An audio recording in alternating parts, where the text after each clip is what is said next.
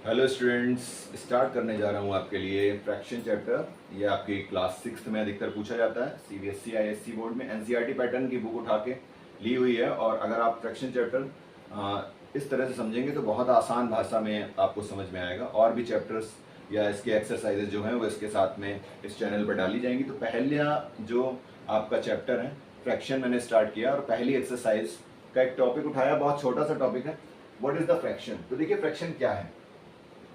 कभी भी न्यूमरेटर और डिनोमिनेटर की फॉर्म जो होती है यानी P अपॉन Q की जो फॉर्म होगी उसी को हम लोग फ्रैक्शन बोलते हैं। ऊपर वाला ये जो लिखा हुआ है इसको न्यूमरेटर बोलते हैं, यानी कि P को यहाँ पर न्यूमरेटर बोल दिया है, और डिनोमिनेटर जो नीचे लिखा हुआ है Q, इसको हम लोगों ने डिनोमिनेटर बोल दिया है। आपसे क्वेश्चन कई तरह के पूछे जा सकते हैं, जैसे 5/8 में पूछा जा सकता है। अब इसके एग्जाम्पल्स हैं, ये सारे एग्जाम्पल्स हैं फ्रैक्शन के।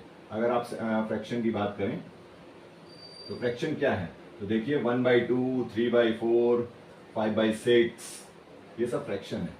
यानी 1/2 भी फ्रैक्शन है, 3/4 भी फ्रैक्शन है, 5/7 भी फ्रैक्शन है। ऐसे बहुत सारे फ्रैक्शन हैं न्यूमरेटर अपन डिनोमिनेटर की फॉर्म में। कुछ क्वेश्चंस मैंने लिखे हुए हैं, जैसे एक क्वेश्चन है 5/8। अब इसमें पूछ लिया जाएगा आपको, आपकी बुक में दिया हुआ है कि इसमें न्यूमरेटर क्या है, डिनोमिनेटर क्या है। तो देखिए न्यूमरेटर क्या है, तो न्यूमरेटर है आपका 5 जो है वो न्यूमरेटर है और 8 जो है वो डिनोमिनेटर है। ये मैंने एरो लगा के बताया, बट आप लोग जब इसको एग्जाम में लिखेंगे तो ऐसे नहीं लिखेंगे या बुक में लिखेंगे, आप वहां पर लिखेंगे कॉमा लगा के, न्यूमरेटर है 5 और डिनोमिनेटर है 8। इसी तरीके से यहाँ पे पूछ लिया जाएगा, यहाँ पर न्यूमरेटर 2 है, इसमें ऊपर 2 लिखा हुआ है, और डिनोमिनेटर है आपका 3। यहाँ पर देखिए, यहाँ पर न्यूमरेटर है 1 और डिनोमिनेटर है 7। तो पूछ लिया जाता है न्यूमरेटर क्या है, डिनोमिनेटर क्या है। तो न्यूमरेटर ऊपर वाला, डिनोमिनेटर नीचे वाला। तो ऊपर क्या है, जितने ऊपर है ऊपर है 5 2 1, तो यहाँ 5 2 1 ये है न्यूमरेटर। ये अलग अलग क्वेश्चन है, एक क्वेश्चन नहीं। इसके बाद में नंबर लाइन आपसे पूछी जाती है, आपके एक्सरसाइज में है। नंबर लाइन कुछ नहीं है, एक सीधी सी लाइन आप ले लीजिए, उसमें एक बेस वैल्यू ले लीजिए 0।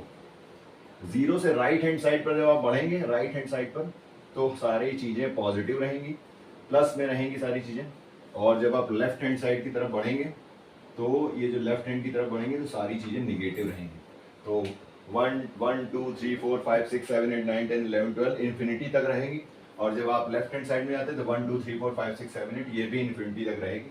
लेकिन इसको ग्राफ पेपर पे बनाना है, कॉपी में नहीं बनाया जाता है। कुछ लोग कॉपी में बना देते हैं, अगर कॉपी में बना रहे हैं आप लोग तो स्केल से बनाइए। स्केल में हर एक चीज का मेजरमेंट बहुत जरूरी है। जैसे 0 to 1 है तो 0 to 1 अभी तो मैंने यहाँ पर इस मार्कर से ऐसे बना दिया, बट वहां पे एग्जैक्ट लाइंस होती हैं। जब आप ग्राफ पेपर में लेते हैं तो स्मॉल स्क्वायर्स के 10 का एक कॉलम आता है, उसको 1 लीजिए, दूसरे को 2, फिर 3 और फिर 4, इस तरीके से आप लेते जाएंगे।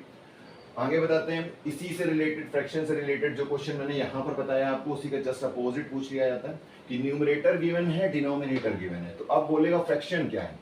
तो तब देखिए फ्रैक्शन क्या आ जाएगा, तो तब फ्रैक्शन आ जाएगा आपका, फ्रैक्शन होता है न्यूमरेटर अपॉन डिनोमिनेटर, और न्यूमरेटर है 2 और डिनोमिनेटर है 7, तो 2/7। इसी तरीके से यहाँ से पूछ लिया जाएगा फ्रैक्शन क्या है। तो फ्रैक्शन देखिए, फ्रैक्शन यहाँ पर भी न्यूमरेटर अपॉन डिनोमिनेटर है, न्यूमरेटर है 2 और डिनोमिनेटर है 9, तो 2/9 हो गया। तो फ्रैक्शन में न्यूमरेटर डिनोमिनेटर से फ्रैक्शन पूछा जा सकता है, या फ्रैक्शन दे के आपसे न्यूमरेटर डिनोमिनेटर पूछ लिया था। ये फ्रैक्शन गिवन है, फिर न्यूमरेटर डिनोमिनेटर पूछा गया है, यहाँ पर न्यूमरेटर डिनोमिनेटर गिवन है, फिर फ्रैक्शन पूछा गया है। ये आपकी हो गई नंबर लाइन। अब इसमें कुछ क्वेश्चन आए थे, जैसे 3/8 का क्या मतलब है। 3/8 का मतलब है 3/8। अब यहाँ पर 3/8 लिखा है, कई जगह TH और लिखा होगा, 3/8 होना चाहिए। 3/8 का मतलब हो जाता है बाई, जैसे फोर्थ लगाओ, TH लगा है, समझ लो डिवाइड हो रहा है। 1/4 यानी 1/4, 4/5 यानी 4/5। तो TH लास्ट में लगा है तो आप उसमें क्या कर देंगे, कुछ भी लिख सकते हैं। इसी तरीके से आप 4/9 भी बोल सकते हैं, 4/9 बोल सकते हैं, तो 4/9 हो जाएगा 4/9।